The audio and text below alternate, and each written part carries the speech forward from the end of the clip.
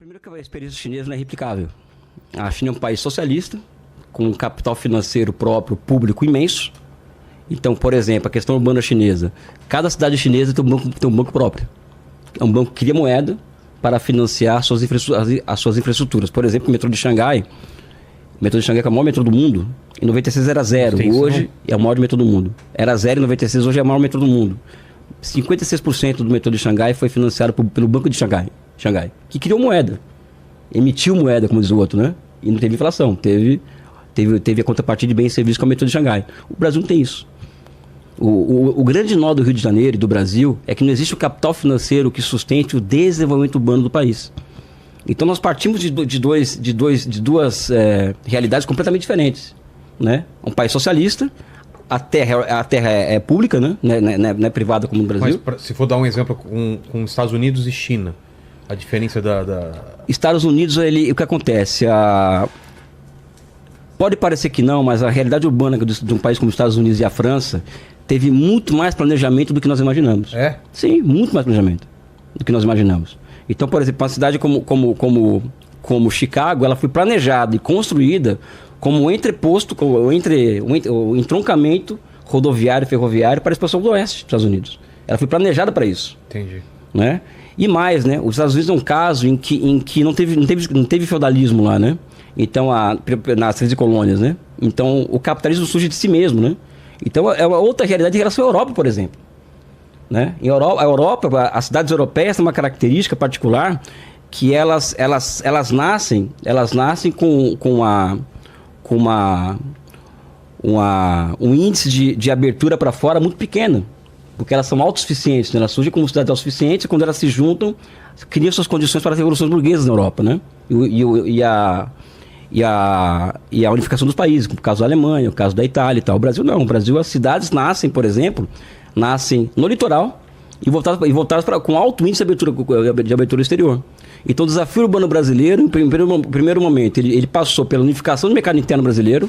Então, essas cidades elas tinham que deixar de ser parte de uma economia baseada no capital comercial para fora, para serem parte fundamental do capital industrial brasileiro que surgia. Então, hoje, nosso desafio qual é, Pedro? Não sei se você concorda comigo. Não dá para falar em processo de urbanização no Brasil hoje, e Rio de Janeiro em particular, sem fugir do tema da industrialização. Porque as cidades modernas, elas surgem no bojo de processo de industrialização. E quando acontece o processo de desindustrialização, elas ficam completamente viáveis. Por quê? Para terminar isso aqui. Porque o que passa a ser a dinâmica de acumulação dessas cidades como Rio de Janeiro passa a ser o capital comercial, ou seja, a renda da terra, né? Sabe? E não a renda produzida na indústria. Por isso que o Rio de Janeiro tem um metro quadrado mais caro do Brasil, se não me engano. Né? Então eu acho, meu ponto de partida é o seguinte: quer discutir a questão urbana carioca? Ok, mas temos que discutir o processo, como o Rio de Janeiro vai se integrar a uma economia nacional de novo, brasileira, e dentro disso, como que o Rio de Janeiro e o Brasil se integram à economia internacional, né? Agora, de planejamento urbano, vamos lá, sobre o modelo chinês de desenvolvimento, e na minha opinião, quando entra o governo do Mao, né, a China inicial, a República Popular, mas ainda na primeira fase, antes da abertura para o mercado, havia uma visão ali de planejamento estatal, até muito mais estatal do que é hoje. E o resultado foi péssimo. Dá um exemplo aqui. Da cabeça do planejador estatal, vamos criar regras que vão valer para todo o país e que vão guiar o desenvolvimento das nossas cidades e da urbanização.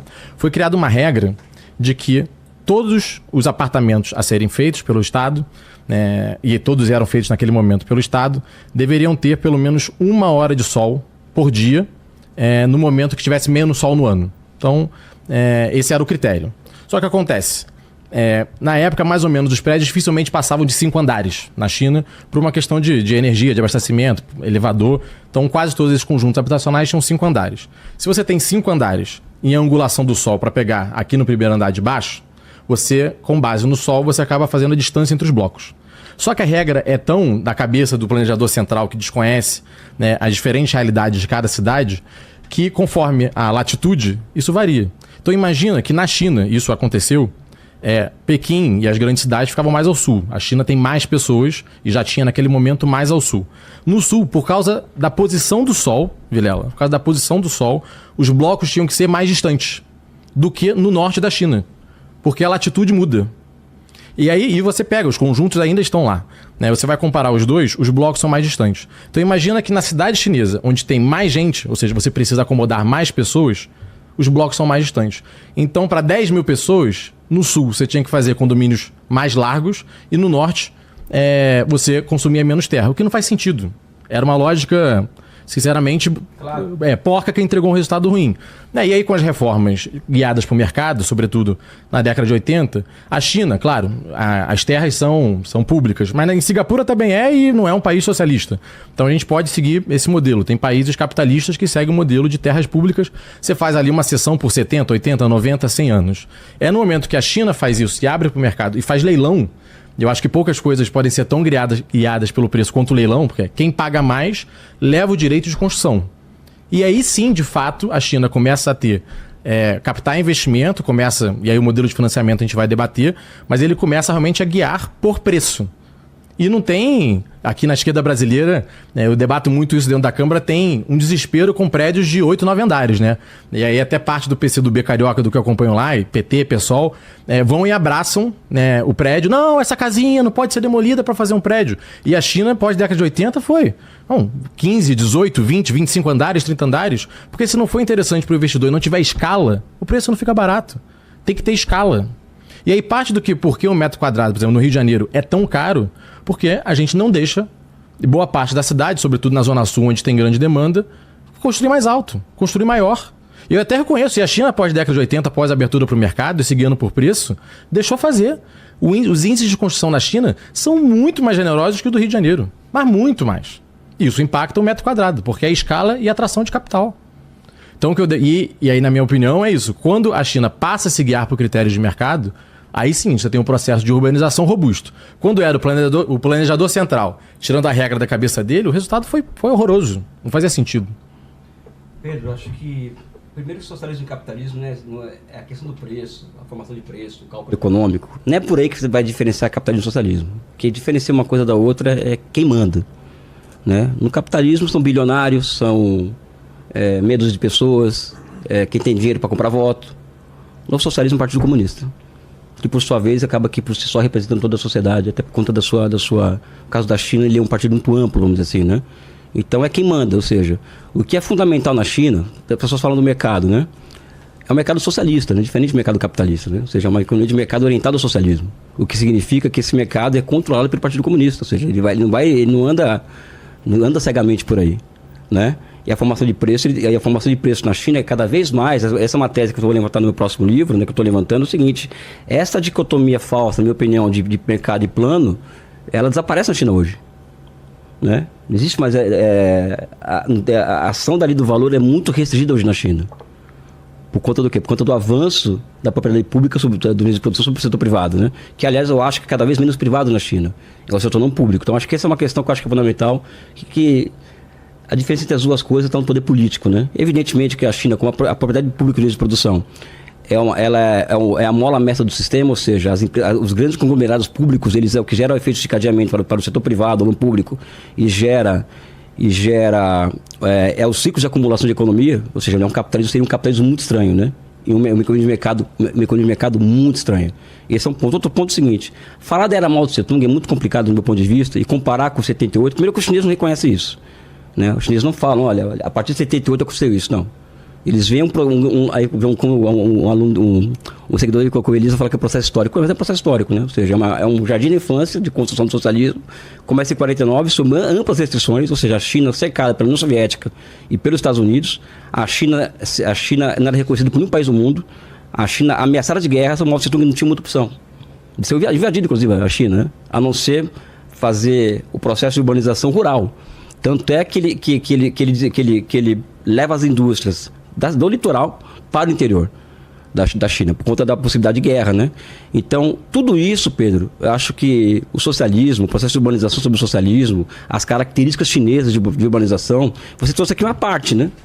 Existe um todo, né? O todo é o seguinte: Mao Tse-tung, ele criou as condições urbanas para o salto para 78. Por exemplo, uma das características chinesas é a industrialização rural. Então, a China hoje é um país industrializado em todas as suas regiões. Muito por conta do processo de urbanização criado por Mao Tse-tung lá atrás. Então, pode ter tido essas loucuras que você colocou, é verdade. Isso aí eu não tenho o menor problema em falar que o socialismo se equivoca até hoje, e muito, não é pouco. E por outro lado, né, o que eu acho interessante é que com bloqueio, com cerco, igual Cuba hoje. A China se mora igual Cuba, não era cercada, bloqueada, não tinha... Então isso condiciona muito qualquer processo, inclusive de urbanização. Eles conseguiram construir o metrô de Pequim em 75, né, com o que foi um milagre chinês aquele negócio, né? E o metrô de Pequim é um caso a ser estudado, na minha opinião. Porque é um país bloqueado, isolado, consegue construir uma indústria mecânica pesada própria e construir um metrô com suas próprias forças em 75, né? Enfim, eu acho, só para terminar, Pedro, que quando fala-se no processo em China pré-78, tem que colocar tudo isso na mesa, entendeu? A China pós-78 não tinha as restrições ao seu processo de desenvolvimento geopoliticamente colocados como tinha antes, né? A gente não pode ignorar também que existia a China antes de 78. Então eu só estou colocando aqui a visão de que existem uma visão de planejamento central e continua. Que aí pode ser, porque era uma questão... Mas no nível muito mais orientado para o mercado do que era. E digo, por exemplo, se eu pegar aqui o celular agora, né, quem está nos acompanhando, e botar no Booking, você vai fazer uma reserva em Xangai, em Pequim, em várias cidades, né, da China, com base em valor de mercado. O preço varia. Você vai olhar, tem alta temporada, tem baixa temporada, tem momento, final de semana é mais caro que dia de semana. Então isso é orientação de mercado. Né? Não estou dizendo, até porque eu não quero... reivindicar a China, né, como um país capitalista. Eu tenho diversas críticas. Até minhas críticas são mais, hoje, ao modelo de governo chinês. Né? Eu sou um cara que acredita na democracia liberal. De poder votar em partidos, de poder ter alternância, sei sua opinião, não gosta da dualidade democracia-ditadura. Mas eu acredito que a China é uma ditadura e eu, como liberal, como é que eu concorreria lá a vereador? Assim, né? Eu vou ter que criar uma ala liberal dentro do Partido Comunista? É difícil, então né, eu já tenho essa grande crítica. Mas quando a gente vai para a formação de valor, sobretudo no mercado imobiliário que a gente está comentando, hoje ele é consideravelmente orientado. E isso viabilizou muito da urbanização, tanto que pós-80 que você vai ter as grandes cidades chinesas chegando em tamanhos colossais. E a industrialização do interior, a produtividade das zonas econômicas especiais com o interior é muito maior. Basta ver a renda média. Você pegar as grandes cidades da costa, que são aquelas que cresceram com as zonas econômicas especiais, não tem comparação com a produtividade, com a renda per capita, com a renda média do interior.